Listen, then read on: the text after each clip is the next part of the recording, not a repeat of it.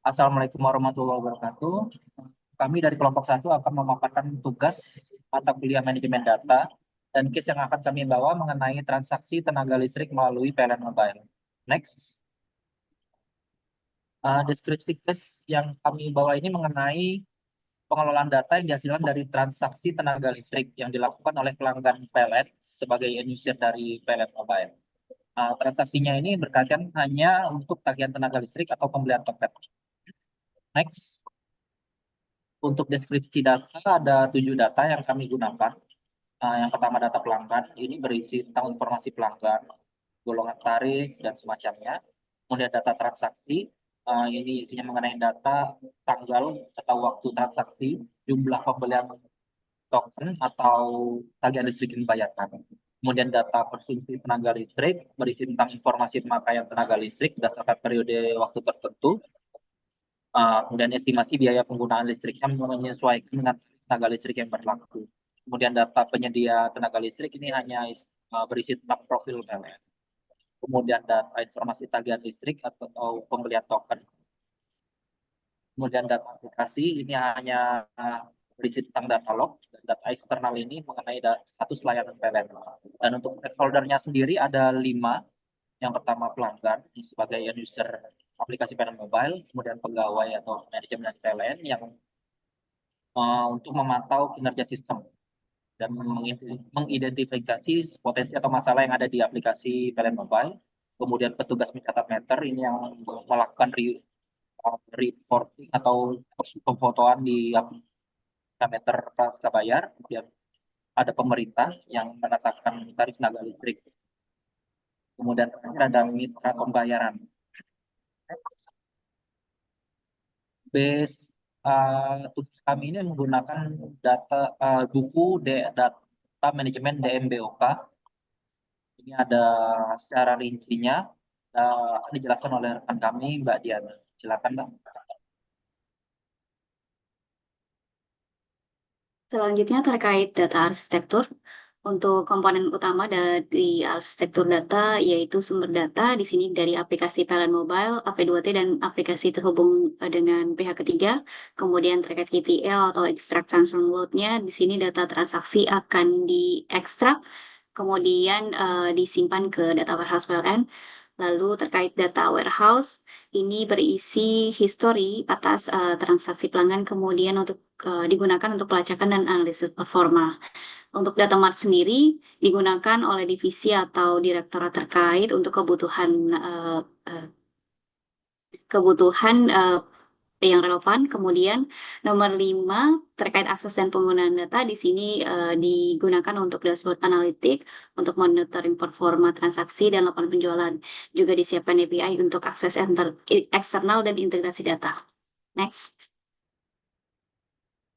Kemudian terkait bisnis proses, yaitu ada 4 proses utama, yaitu terkait proses transaksi pelanggan mencakup pencatatan transaksi pelanggan terkait pembayaran pengguna listrik maupun pembelian token. Lalu untuk gateway-nya sendiri, terkait gateway pembayaran, mengelola dan validasi transaksi pelanggan dari berbagai sumber, seperti e-banking maupun e-wallet. Kemudian proses manajemen data pelanggan melibatkan penyimpanan dan pengelolaan data pelanggan di AP2T. Lalu ada proses pelaporan dan analisis. Di sini data dihasilkan dari transaksi dan penyimpanan akan diolah di data warehouse, kemudian akan dapat diakses melalui dashboard analitik atau API. Next. Berikutnya terkait data flow model, kami sampaikan alur data atas transaksi tenaga listrik pada PLN Mobile, di mana pelanggan PLN Mobile bisa membeli token atau melakukan pembayaran tagihan listrik di PLN Mobile. Untuk pembayaran tagihan listrik itu dilaksanakan setelah dilakukan billing oleh PLN, kemudian dikirim transaksinya ke AP2T dan P2PST, kemudian disampaikan ke data warehouse untuk reporting maupun dashboard. Untuk pembelian token sendiri, itu dilaksanakan melalui generate token prabayarnya, kemudian disampaikan kembali ke P2PC dan diberikan tokennya ke pelanggan. Untuk reporting sendiri diproses oleh AP2T, disampaikan ke data warehouse, dan juga untuk reporting dan dashboard.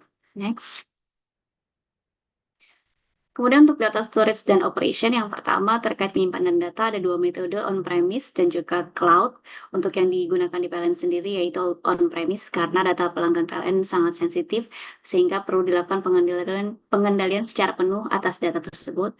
Yang kedua, backup disaster recovery dilakukan secara otomatis setiap harinya. Kemudian ada implementasi redundancy dengan DCDRC dan juga ada disaster recovery plan. Untuk PLN sendiri, untuk DRC ada di beberapa titik.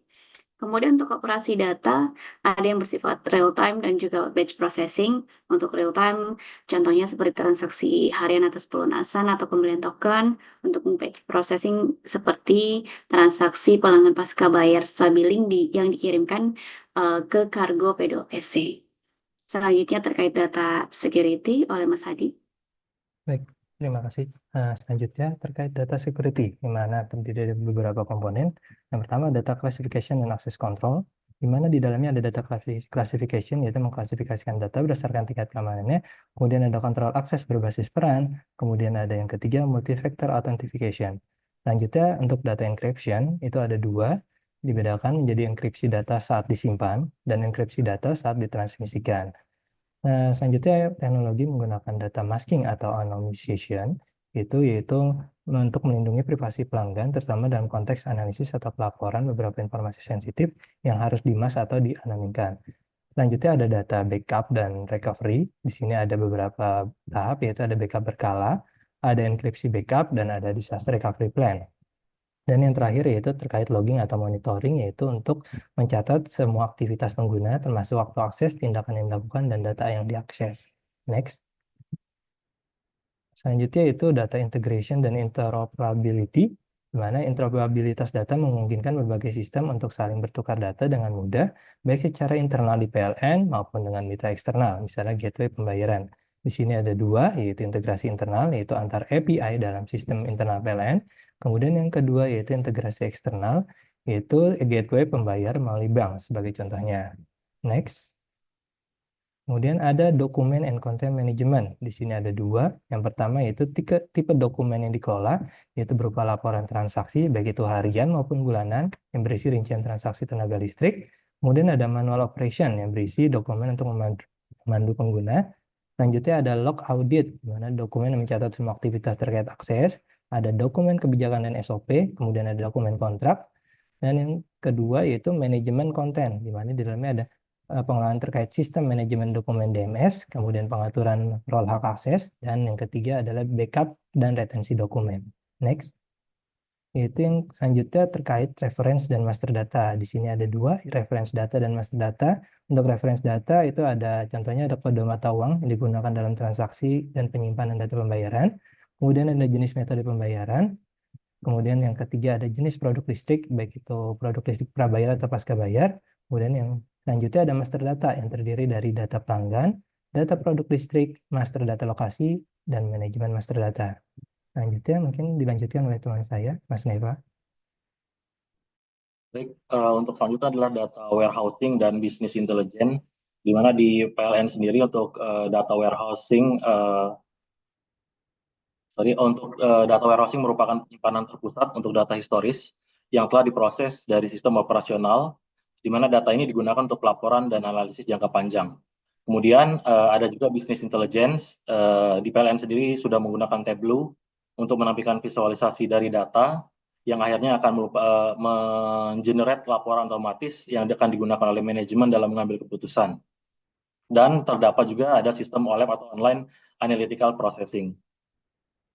Kemudian terkait dengan metadata, metadata merupakan detail dari data yang membantu pengguna memahami, menemukan, mengelola, dan menggunakan data secara efektif. Kemudian metadata yang digunakan di PLN terdiri dari metadata teknis, metadata bisnis, dan metadata operasional. Kemudian untuk manajemen metadata terdiri dari data dictionary, metadata repository, dan tracking lineage data. Kemudian terkait dengan data quality, di mana di sini terdiri dari dua, yaitu kualitas data dan peningkatan kualitas dari data itu sendiri. Kualitas data terdiri dari akurasi, Akurasi merupakan data yang dimasukkan harus sesuai dengan kenyataannya. Kemudian kelengkapan artinya semua elemen yang penting dari data harus ada, tidak boleh ada data transaksi yang hilang tanggalnya mungkin atau metode pembayarannya. Kemudian konsistensi artinya data harus konsisten di seluruh sistem. Kemudian validitas artinya data harus sesuai dengan format dan nilai yang diizinkan. Kemudian timeliness, data harus tersedia dalam waktu yang dibutuhkan. Dan terakhir unik, artinya data tidak boleh ada duplikasi transaksi. Yang kedua itu terkait dengan peningkatan kualitas data, di mana dilakukan pertama validasi data, yaitu proses validasi di setiap titik input untuk memastikan data yang masuk sesuai dengan standar yang ditetapkan. Kemudian pembersihan data secara rutin dilakukan untuk cleansing atau menghapus atau memperbaiki data yang tidak akurat. Kemudian dilakukan juga pemantauan kualitas data dan proses data profiling. Kemudian untuk data governance organization model di PLN sendiri dilakukan secara terpusat dikarenakan pertama semua keputusan diambil oleh tim di PLN pusat, kemudian tim PLN pusat juga menetapkan kebijakan yang konsisten dan terstandarisasi untuk seluruh unit. Kemudian konsistensi dalam penerapan lebih mudah untuk mengontrolnya karena dia sistemnya terpusat dan menyederhanakan audit dan compliance. Untuk selanjutnya akan dijelaskan oleh Mbak Nadia, silakan. Baik, selanjutnya untuk data steward di sini dibagi menjadi 4 kategori. Yang pertama adalah Enterprise Data Steward, PIC-nya ada di Divisi Sistem dan Teknologi Informasi. Kemudian Customer Data Steward, PIC-nya ada di Divisi Penjualan dan Pelayanan Pelanggan Retail, dan Divisi Penjualan dan Pelayanan Pelanggan Enterprise. Kemudian untuk Billing Data Steward, PIC-nya adalah Customer Experience, Divisi Customer Experience dan Excellent Service, dan unit PLN distribusi setempat. Kemudian yang terakhir ada Metering Data Steward, PIC-nya adalah unit PLN distribusi setempat. Lanjut. Untuk Entity Relation Model, di sini terdapat 6 entitas utama, yaitu pelanggan, transaksi, pembayaran, produk, pegawai, dan unit. Pelanggan ini adalah pusat dari semua proses dengan atribut seperti ID pelanggan, nama, alamat, dan status akun. Relasinya adalah pelanggan memiliki banyak transaksi dan setiap transaksi dapat menghasilkan satu atau lebih pembayaran.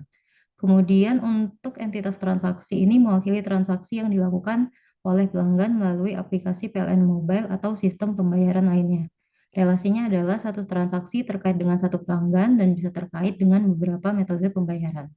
Kemudian untuk entitas pembayaran, ini adalah kegiatan pembayaran yang dilakukan oleh pelanggan, termasuk informasi terkait tanggal pembayaran, jumlah, dan metode pembayaran.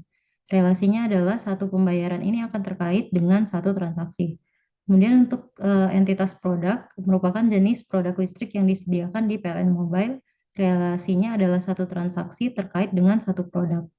Kemudian untuk entitas pegawai, merupakan pegawai yang bertugas dalam billing transaksi, relasinya satu transaksi terkait dengan satu pegawai, dan satu pegawai menangani lebih dari satu transaksi pelanggan.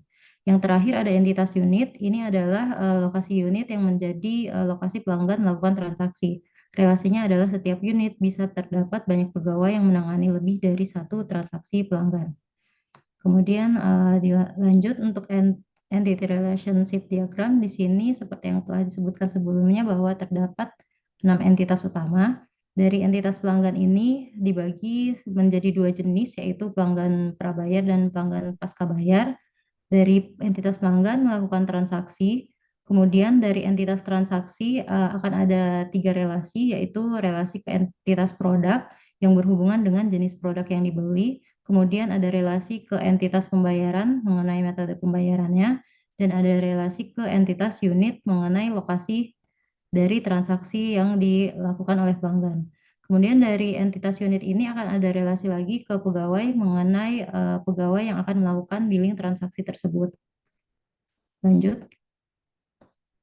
Baik, sekian presentasi dari kelompok kami. Atas perhatiannya kami ucapkan terima kasih.